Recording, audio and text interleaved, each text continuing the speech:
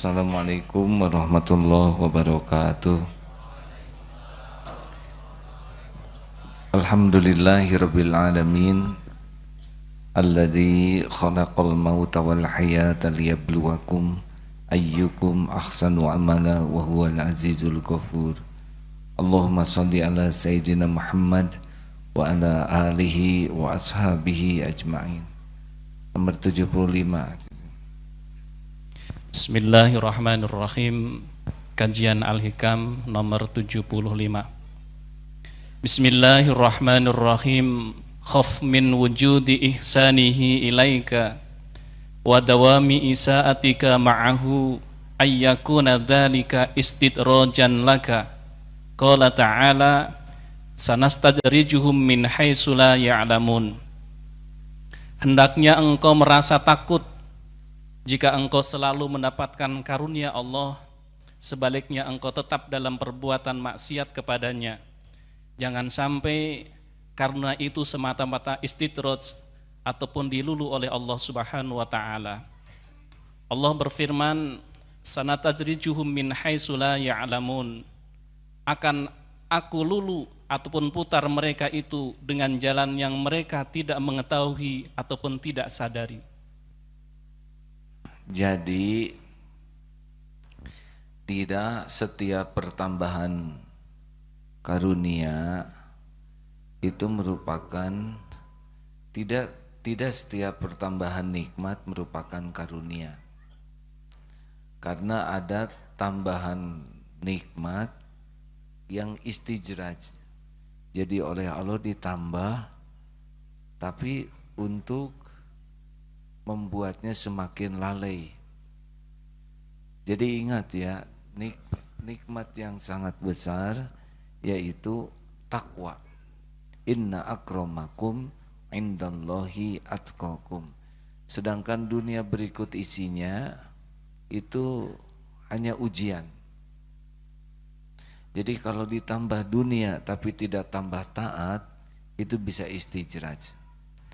Misal rezekinya tambah banyak, dibuka saja oleh Allah, bisnisnya tambah besar, tapi ibadahnya makin hilang. Salatnya sudah tidak lagi berjamaah di masjid, tidak ada tahajud, tidak ada saum sunnah, tidak ada baca Quran, tapi dibuka terus rezekinya. Nah, ini sudah ciri-ciri ini. Karir dunianya naik, pangkatnya naik terus, tapi tidak punya lagi waktu belajar agama, tidak ada lagi kumpul-kumpul dengan orang soleh, tidak ada lagi nikmatnya di masjid. Ini sudah jelas istijraj. Atau dia semakin jadi pemimpin padahal dia zolim, sering berbuat zolim, tapi naik jabatannya, bertambah-tambahlah kezolimannya. Anak bisa istijraj, ditambah anak, tapi anaknya tidak ada satupun yang dekat dengan Allah. Memang dunianya dikasih gelar, terus S1, S2, S3, tapi tidak ada yang ingat ke Allah, tidak ada yang membaca Quran, tidak ada ahli masjid, tidak ada senang ke majelis taklim, tapi segala urusan dunia dikerjakan. Dan itu terus ditambah lagi kecintaannya kepada ilmu dunia, terus nyari gelar yang panjang. Nah, ini bisa istijraj ini. Atau populer. Dia sedikit saja terkenal, viral, medsosnya banyak followernya, tapi dia tidak ada tuh ke masjid, cari ilmu agama, ngumpul dengan orang-orang soleh, itikaf, baca Quran. Dia sibuk saja dengan medsosnya, sibuk dengan nambah followernya, sibuk dengan membuat konten-konten agar banyak yang lihat, agar viral. Apa ini? Keperluan kita cuma satu dalam hidup ini, Allah ridho kepada kita. Cuman itu. Jadi apa artinya harta, gelar, jabatan, popularitas kalau kita tidak semakin dekat dengan Allah? Makanya jangan bangga. Darut Tauhid ini sekarang diuji lagi. Semakin banyak orang datang ke sini, semakin terbuka pintu-pintu dunia, semakin banyak orang yang tahu dan mau berdatangan ke sini untuk belajar di sini. Saya tidak melihat ini sebagai tanda-tanda kesuksesan Darut Tauhid. Dilihatnya dua saja. Santrinya tauhidnya makin bersih tidak ke Allahnya, makin pantang tidak yakin ke Allahnya. Dan yang kedua, makin rahmatan lil alamin tidak, ke makhluk-makhluk makin berakhlak, ke orang Islam, orang non-Islam, kepada binatang, pepohonan, kepada seisi alam, makin bagus tidak akhlaknya. Ini ciri-ciri orang yang takwa, patuh ke Allah, yakin ke Allah, kemudian patuh kepada perintah Allah, dan pasrah. Yakin, patuh, pasrah. Kalau yang dapat saya pahami, keyakinan kepada Allah itu berbuah patuh kepada perintah Allah, baik dalam mematuhi perintah maupun menjauhi larangan, dan pasrah. Yakin itu berbuah patuh dan pasrah. Nah sekarang ditambah dunia, keyakinan kurang, kepatuhan kurang, kepasrahan kurang, istijraj. Makanya setiap waktu harus begini tangganya nih, naik, datar. Jadi jangan naik terus, bahaya. Naik sedikit, dunia, evaluasi, tafakur. Ini gimana nih ibadah saya, nambah bagus, nambah jelek. Emang bisnis meningkat, tapi ibadah saya gimana nih? Harus ketemu dulu kepasrahan saya gimana, baru naik lagi, evaluasi, naik, evaluasi. Kalau gini terus, begitu. Jadi jangan kagum kepada diri. Kalau kita diberikan, saya dikit-dikit bisnis saya laku, dikit-dikit usaha saya untung, itu biasa sekali. Atau yang lebih repot, banyak yang naksir. Saya ngedehem aja ada yang jatuh cinta. Sebetulnya makin banyak yang naksir tuh bukan berarti makin mulia di sisi Allah.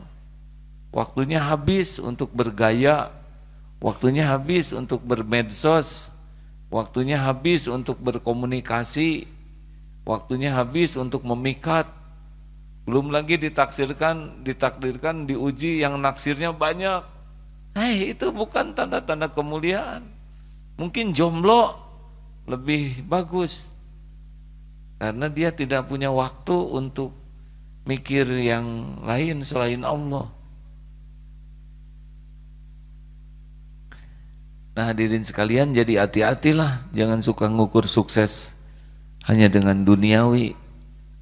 Biasa saja, dunia orang jahat saja dikasih, orang yang ingkar, yang kafir ke Allah dikasih, orang yang musyrik dikasih, orang yang berlumur maksiat siang malam juga dikasih. Jangan sekali-kali melihat kesuksesan itu dengan ukuran duniawi. Inna akramakum indallahi atqakum. Surat Al-Hujurat ayat 13. Kita dengar. Mana? Oh, sedang ngasuh. Tes.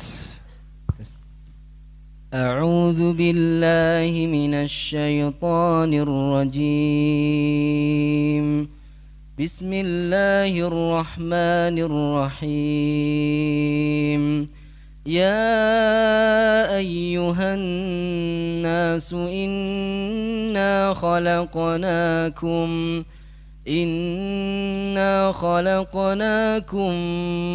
min dzakarin wa untha وجعلناكم شعوبا وقبائل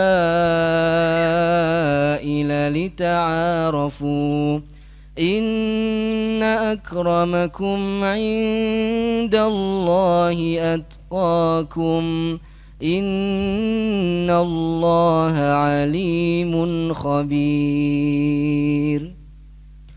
Wahai manusia, sungguh kami telah menciptakan kamu dari seorang laki-laki dan seorang perempuan. Kemudian kami jadikan kamu berbangsa-bangsa dan bersuku-suku agar kamu saling mengenal.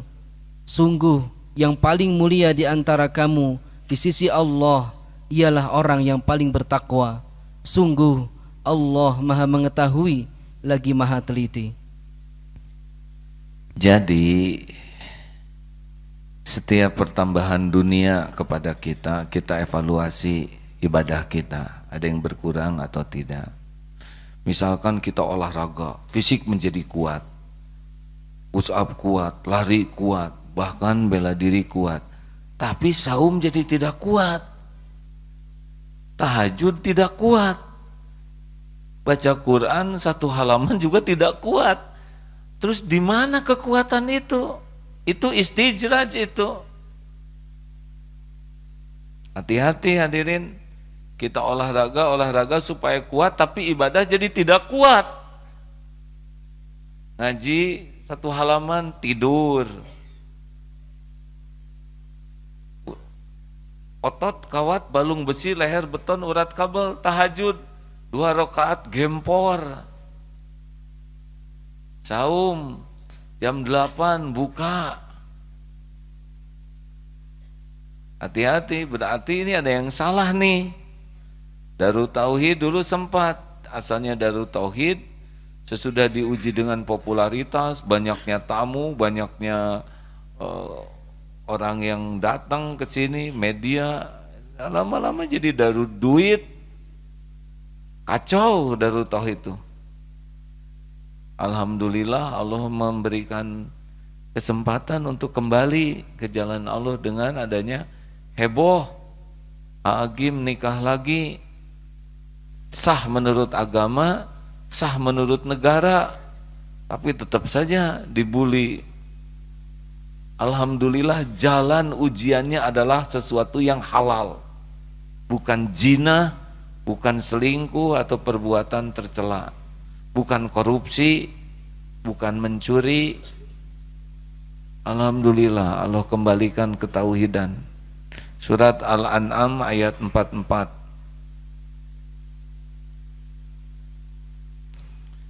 Al-An'am surat keberapa? Ke-6. Gampang, Al-An'am ya. Ayat 44. Ini tentang istijraj. A'udzu billahi minasy syaithanir rajim. فلما نسوا ما ذكروا به فتحنا عليهم أبواب كل شيء حتى إذا فرحوا بما أوتوا أخذناهم بغتة فإذا هم مبلسون.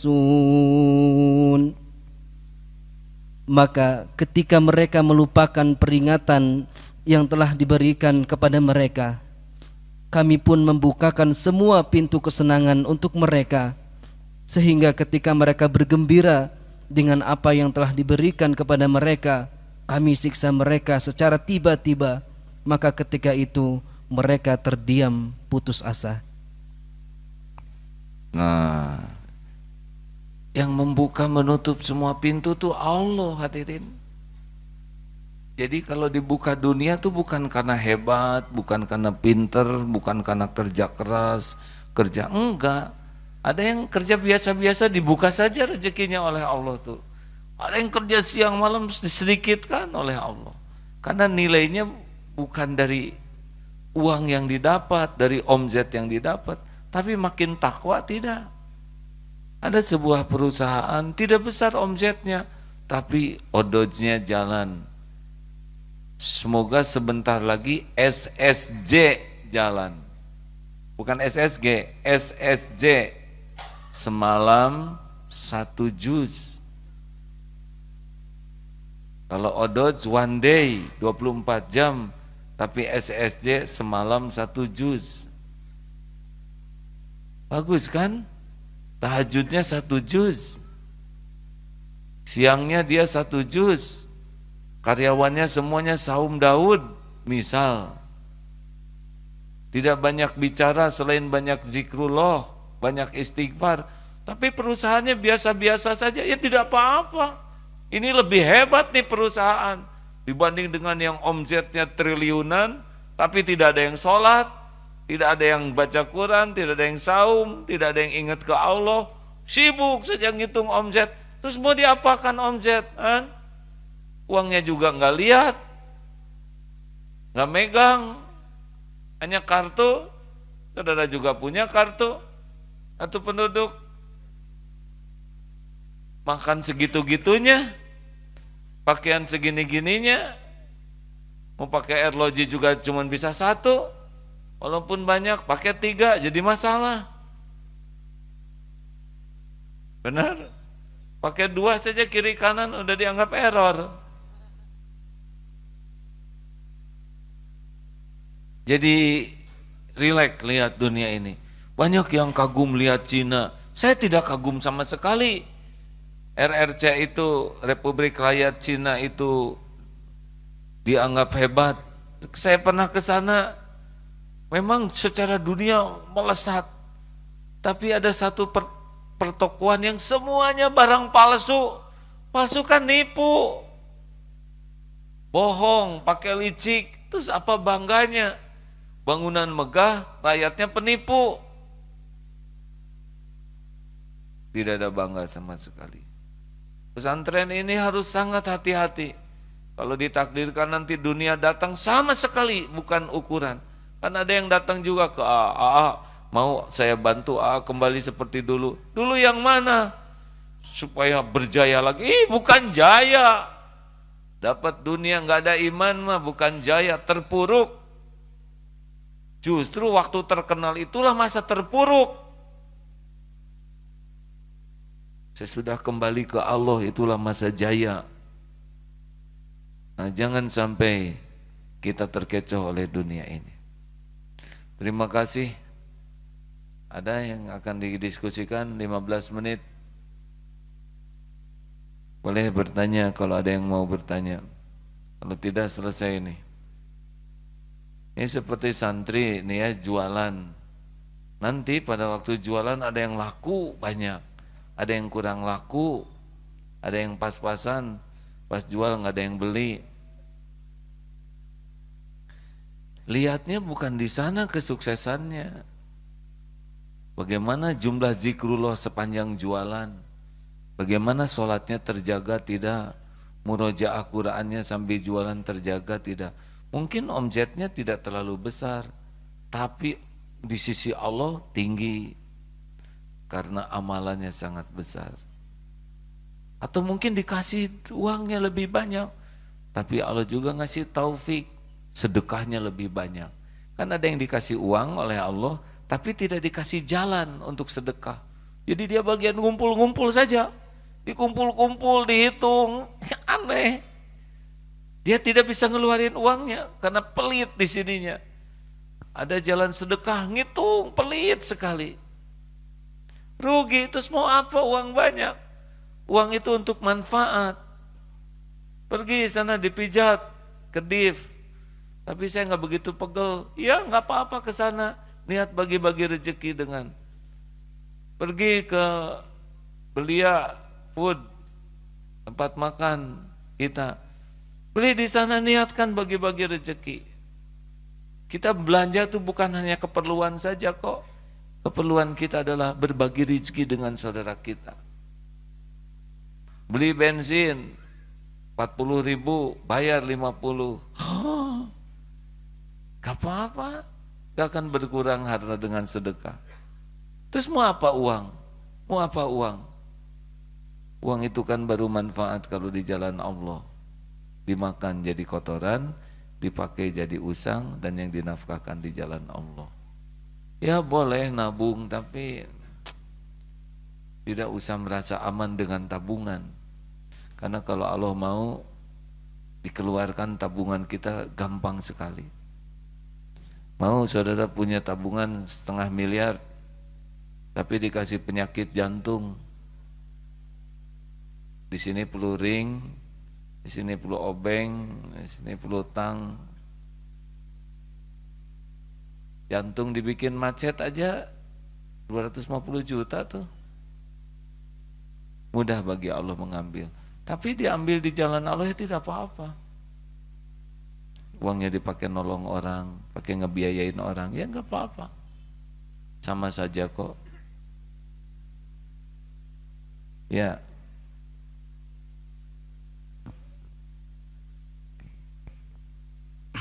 Terima kasih, A. Setelah saya beberapa lama di DT, di sini di Al-Quran di sini ada beberapa macam.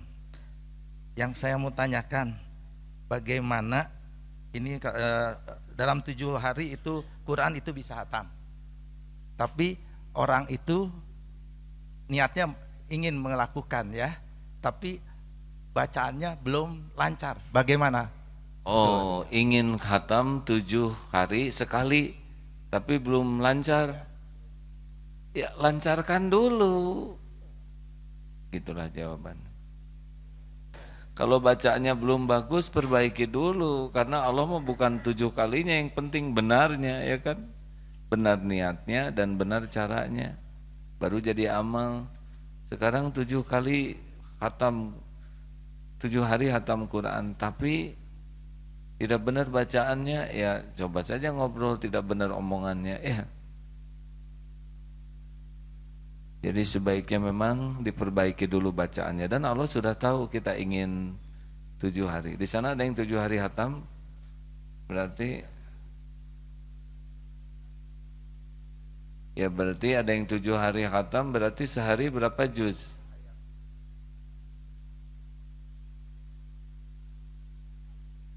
Lima setengah, sehari-hari 4 juz, itu sangat memungkinkan hadirin. 4 juz bagi orang yang bacaannya sudah sangat baik, lancar, apalagi sudah hafal, ya. Kita aja program Odoj dan SSJ sudah 2 juz, 15 hari itu khatam, tinggal ditingkatkan 2 juz lagi. Ada orang-orang yang sudah biasa baca Quran, para hafiz mah 5 juz mah atau mungkin. Saya kan belum hafal. Saya kalau ngaji masih ditemani dengan mushaf, ya. Ya, pertanyaan selanjutnya, ya. Assalamualaikum warahmatullahi wabarakatuh. Izin bertanya, mau minta cara-cara agar hati ini menjadi hati yang qalbun salim. Kita udah ceramah bertahun-tahun, tujuannya qalbun salim. Ya ini ceramah ini tujuannya qalbun salim. Jadi 1 tekad, 2 doa, 3 cari ilmunya, 4 riadoh, 5 sing sabar. Kalau nggak ada tekadnya, tidak semua orang punya cita-cita punya hati yang bersih. Tidak semua orang punya cita-cita ingin punya qalbun salim. Padahal orang jumpa dengan Allah yauma la yanfa'u malu wala banun illa man atallaha biqalbin salim. Sudah ada cita-cita belum? Kalau sudah ada, jadikan target. Udah itu doa, minta supaya diberikan hati yang khusyuk, hati yang bersih. Yang ketiga, terus cari ilmunya. Bagaimana ilmu membersihkan hati? Untung dan ruginya punya hati bersih. Hati kotor apa ruginya? Nah yang keempat harus riyadhah, terus dibersihkan hatinya sesuai dengan ilmu. Nah yang keempat, kelima harus sabar, karena tidak boleh hanya seperti hejo tihang, semangat di awal, tapi sudah itu tidak semangat. Karena yang membersihkan hati itu adalah Allah. Kita mah ikhtiar saja. Ya, terakhir. Wah, jadi banyak gini. Akhwat dulu, akhwat, beri kesempatan akhwat. Tuh yang selain sosial biru, giliran. Ikhwan, jangan salah pilih, lihat salnya. Assalamualaikum warahmatullahi wabarakatuh.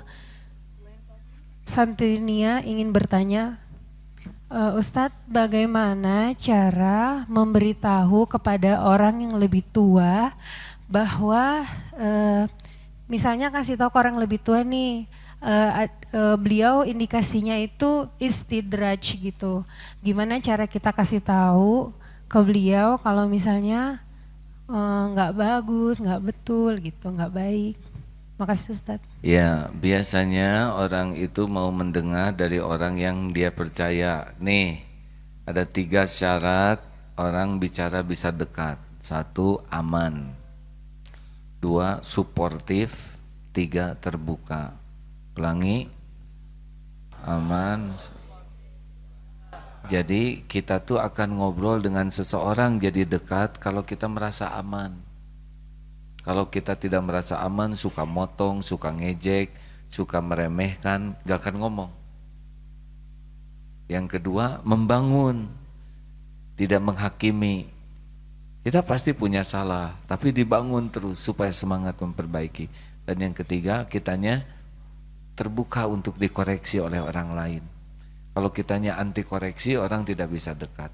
Itu kalau ke sesama. Bagaimana kalau ke orang tua? Nah, orang tua yang lebih tua harus posisi kita harus bagus dulu. Di sisi orang tuanya sedikit komplain lah orang tua terhadap kita. Di rumahnya rajin, perkataannya baik, ibadahnya bagus. Pokoknya jadi contoh kebaikan. Karena kalau kita sering dikomplain, maka susah kita dapat memasukinya, memberikan masukan. Memang yang enak menasihati orang tua tuh oleh orang yang diseganinya. Jadi tidak harus langsung, tapi lewat orang yang dihormati, disegani oleh orang tua itu lebih mudah. Kecuali kalau orang tua sudah segan ke kita, nah, bisa. Kemudian cara lainnya kalau ke orang tua jangan langsung, tapi dalam bentuk menceritakan sesuatu. Jadi Pak, Bapak tuh kelihatannya istijraj loh Pak. Nah ini udah siap-siap ditalapung. Harus tidak boleh merasa terserang. Saya dapat cerita. Nah gitu. Tentang cerita marah. Ini bapaknya pemarah. Ada cerita nih. Ular lagi lewat. Ternyata ngelewatin sebuah gergaji. Sehingga badannya terluka. Ular marah, dipatuk tuh gergaji, robek sekarang mulutnya. Makin marah, dililit saja itu gergaji, mati itu ularnya. Nah begitulah kalau pemarah tuh, makin lama dia akan hancur oleh kemarahannya sendiri. Ada juga nasihat dengan cara bercerita. Tapi tidak boleh membuat orang tua tuh merasa dipojokkan, merasa dipermalukan, merasa dinasehati. Kalau dalam bahasa Sunda ada tekniknya laukna benang, caina herang. Ikannya dapat, tapi airnya enggak keruh. Bagus enggak nih? Jadi ikannya bisa diambil, tapi maksud tujuan kita tercapai, tapi hati orang tua tidak usah keruh. Ini perlu kesabaran luar biasa ya, karena harus empati dan harus siap bahwa yang ngebulak-balik hati itu adalah Allah, bukan nasihat kita. Jadi kalau kita sudah memberikan masukan nggak didengar ya nggak apa-apa. Semua perjuangan dan pengorbanan itu dicatat oleh Allah, dilihat, dan mungkin ada waktunya nanti. Pada waktu yang tepat sesudah ibadah kita bagus, waktunya dibalikin aja hati orang tua. Makanya harus kuat doanya juga. Ya di belakangnya tadi yang ngacung. Ya, berikan mikrofon ke belakangnya. Bismillahirrahmanirrahim. Assalamualaikum warahmatullahi wabarakatuh. Izin bertanya, kita kan harus mendengar saran dari orang lain. Tapi bagaimana jika saran itu datang dari orang yang tidak menguasai ilmu di bidang itu? Nah, di satu sisi kan kita nggak boleh merendahkan, nggak boleh sombong.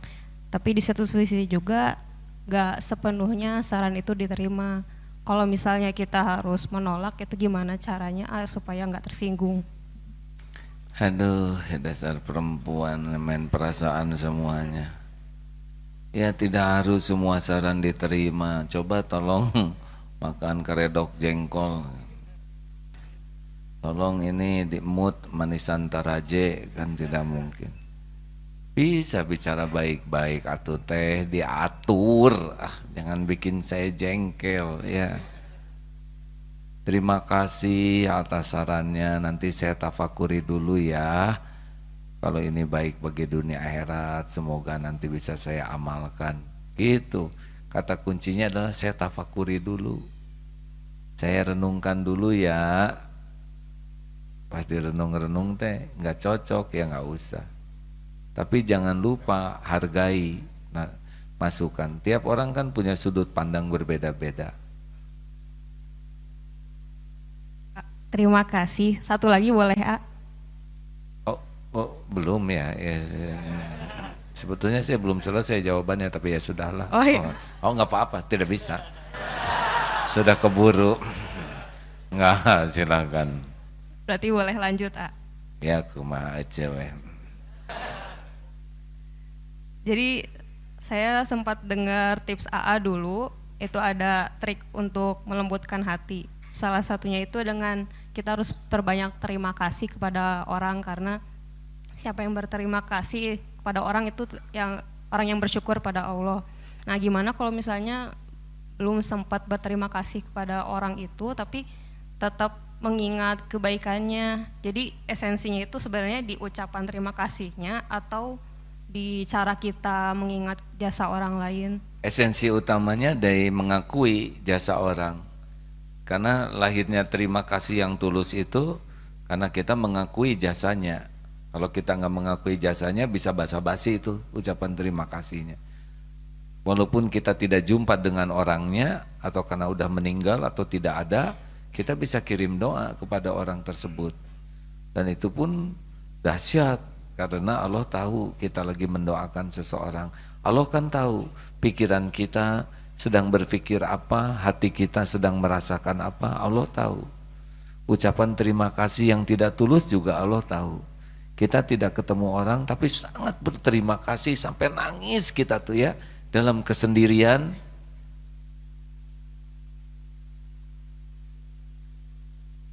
Nah itu akan termasuk ahli syukur.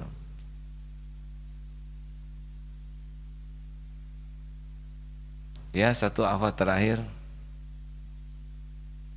Kenapa jadi pada ngacung? Terima kasih. Assalamualaikum warahmatullahi wabarakatuh. Ya, Waalaikumsalam warahmatullahi. Waktunya hampir habis ini ya. Assalamualaikum warahmatullahi wabarakatuh. Terima kasih atas kesempatannya. Saya ingin bertanya mengenai bagaimana sih cara meningkatkan kualitas iman kita dalam menghadapi tantangan modernitas saat ini. Terutama sebagai seorang muslim, kita harus mempunyai sikap centang perenang yang tegas untuk mengambil keputusan ini baik atau buruk gitu. Itu kan bingung. Apalagi masyarakat modern ini kan seringkali gundah gulana, gelisah, seperti itu. Terima kasih ya. Di dalam modernisasi centang perenang ya, ini hebat nih yang bicara pembuat puisi. Begini Gundah, pupuk iman adalah ilmu. Orang yang kurang ilmu akan kurang iman. Pemandu amal adalah ilmu. Orang yang kurang ilmu pasti kurang amal.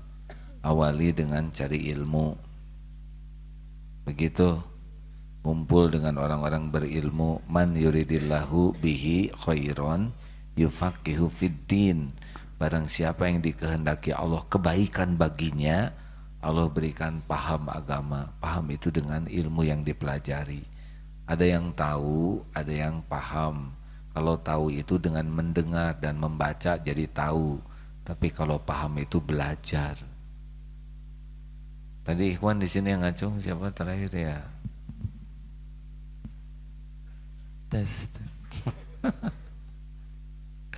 Silakan deh. Terima kasih ya atas waktunya.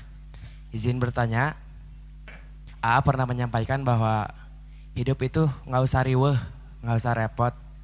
Hidup itu mengalir saja seperti air. Sedangkan air yang saya ketahui menuju kepada titik terendah. Jadi sedangkan cita-cita itu kan tinggi. Ada yang bilang gantunganlah cita-citamu setinggi langit. Kalau jatuh nggak akan ke tanah tapi di antara bintang-bintang.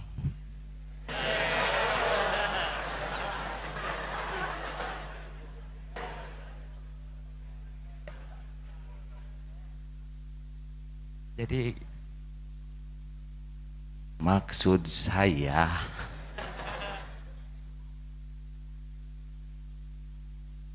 mengalir menuju kerendahan hati. Cari akal supaya jawabannya ngepas. Gini deh, kita mengalir kepada yang Allah sukai gitu. Sibuk saja cari tahu apa yang Allah sukai, lalu amalkan. Akan berkelok-kelok hidup ini ya. Ikuti sambil di jalan yang Allah sukai. Ketika kena nikmat, Allah sukanya gimana? Syukur. Ketika nanti dikenai ujian, Allah suka sabar gitu. Ketika kita beramal, Allah suka ikhlas. Kita tergelincir berbuat dosa, Allah suka kita tobat. Jadi ngalir itu mengalir di atas ombak. Ini ngarang tapi agak bingung hadirin. Mengalir, kita menumpang di atas ombak kehidupan. Hese hadirin. Oh, berselancar di atas ombak kehidupan. Akhirnya tenggelam dalam cinta kepada Allah Subhanahu wa taala. Aduh, berhasil juga barusan ngarang hadirin. Begitu deh. Ya, akan dari 57 tahun udah nyobain bagaimana bisnis, bagaimana meraih cita-cita. Ternyata makin lama kerasa makin simpel. Darul Tauhid ini disebut santri itu dua cirinya. Habluminallahnya tauhidnya bersih, yakin ke Allah. Habluminanasnya rahmatan lil alamin. Udah mau apa lagi itu Pak? Rezeki Allah yang jamin. Tinggal kita benar tidak kerjanya jadi amal soleh. Jodoh Allah yang ngatur. Tinggal benar nggak jadi lelaki terbaik, jadi suami yang benar, kepala keluarga yang abis-abisan, mati-matian agar keluarganya tidak ada yang jadi ahli neraka. Ku anfusakum wa ahlikum naro. Itu harus pikir terus gimana nih supaya keluarga nggak ada yang jadi ahli neraka. Itu alirannya hanya ada di jalan Allah. Jadi maksud saya mengalir itu berselancar di atas ombak kehidupan. Yang penting Allah suka. Udah itu aja. Sekarang nyari suka orang, Allah nggak suka mau ngapain? Iya kan? Kita terkenal Allah nggak ridho mau apa? Gelar berenteng Allah nggak suka mau apa? Nggak punya gelar Allah murka juga mau apa? Ya. Setiap orang punya garis masing-masing. Alhamdulillah. Oh alhamdulillah. Hampir aja muntia tadi dihurungkan hadirin tapi garisnya harus sekarang nyalanya ya. Semoga Allah mengampuni yang nyalain lampu dan memberikan pahala. Terima kasih. Adek bonus menanya apa?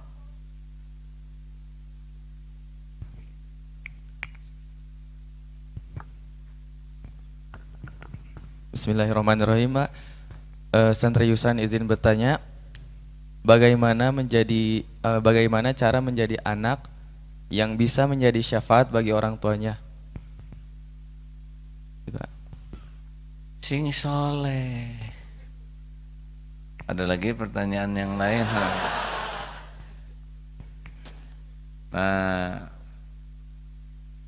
berdoa itu harus khusyuk dan di masjid, bukan di status atau di balas deh apa tuh namanya. Biasanya kan doa tuh di komen, amin, amin. Kita harus doa yang khusyuk karena anak itu hasil lahir, bukan hasil ngedownload. Jangan.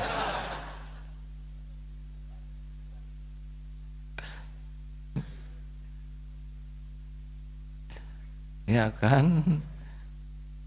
Dasar anak-anak sekarang mah doa juga di status.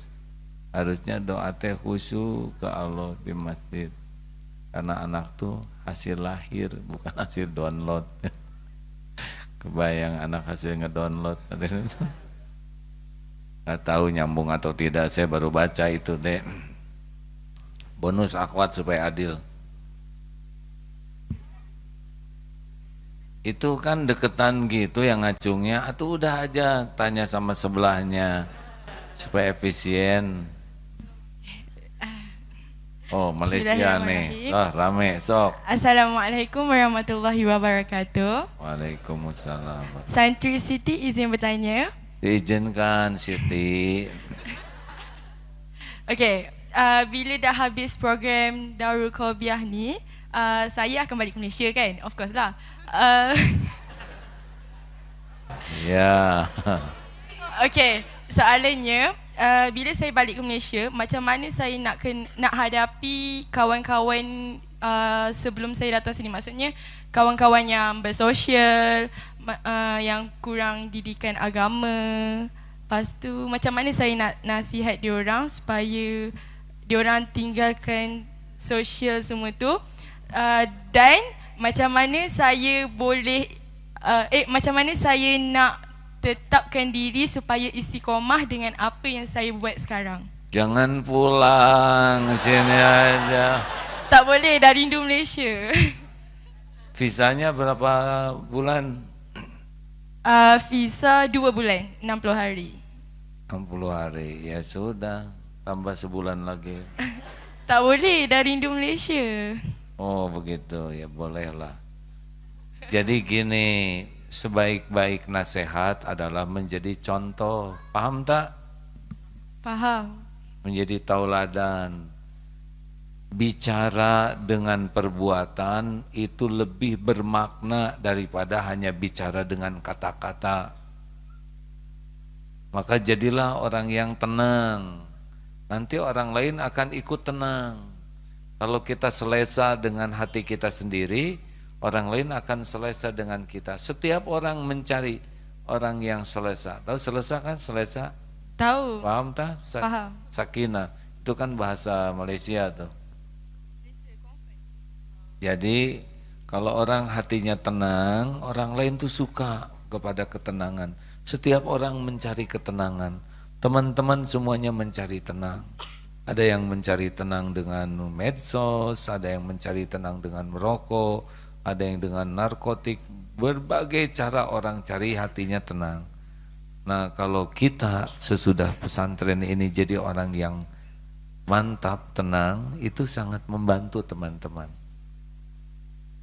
Supaya kuat, buka terus Facebook Abdullah Gimnastiar ya. Every morning 6 o'clock in Kuala Lumpur. Bagaimana, suka tak di sini di Darut Tauhid? So far suka sebab kawan-kawan kat sini semua mantap. Oh. Alhamdulillah. Emang kenapa di Malaysia bicaranya seperti itu sih? Kenapa Indonesia cakap macam ni? Kenapa Indonesia cakap macam ni? Kan biasanya tenang begitu. Di sana cepat-cepat amat. Kenapa amat cepat? Tak, ini yang paling slow. Oh, ini yang paling slow. Biasanya cakapnya bagaimana?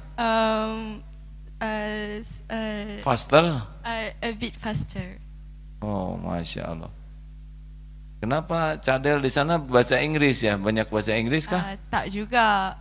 Tak juga ya. Bahasa Melayu je. Ya. Ya je.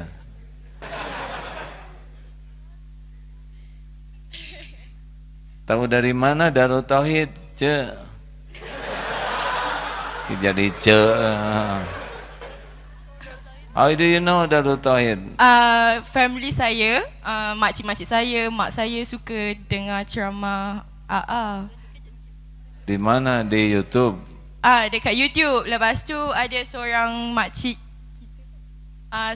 kita orang pun dia suggestkan tempat ni sebab memang selama ni pun kita orang cari pesantren. Kalau dekat Malaysia panggil pondok. Kita orang memang cari pondok pun, tapi bila kita orang tengok Darut Tauhid ni dia macam best, tak macam Malaysia punya, sebab Malaysia punya dia terlalu terkongkong. Dia macam terkongkong. Oh, ya. Terkongkong tu dia terlalu kawal. Maksudnya kalau macam sini dia open. Di sini open lah. It's okay, I can understand. Ya.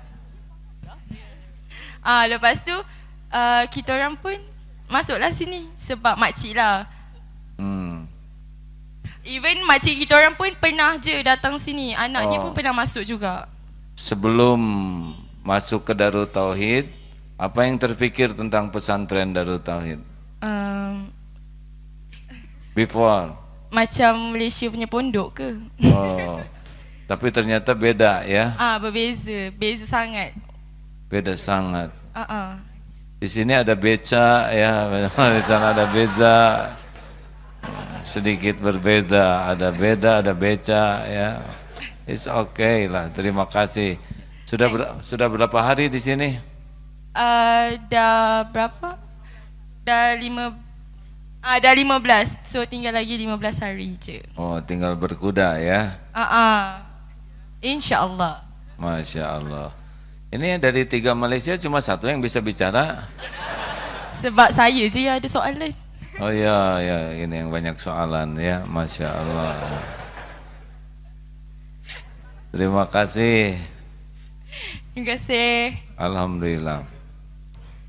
Demikianlah kebesaran Allah. Allah datangkan siapa yang Allah kehendaki. Tidak ada yang bisa terjadi tanpa izin Allah. Semuanya biiznillah. Allahumma salli ala Sayyidina Muhammad wa ala alihi wa ashabihi ajma'in. Allahumma inna nas'aluka ridhaka wal jannah wa na'udzubika min sakhatika wan nar. Ya Allah, golongkan kami menjadi hamba yang Kau ridhoi. Jadikan setiap saat hanya mencari ridho-Mu ya Allah. Jadikan hanya Engkau yang kami tuju dalam hidup ini.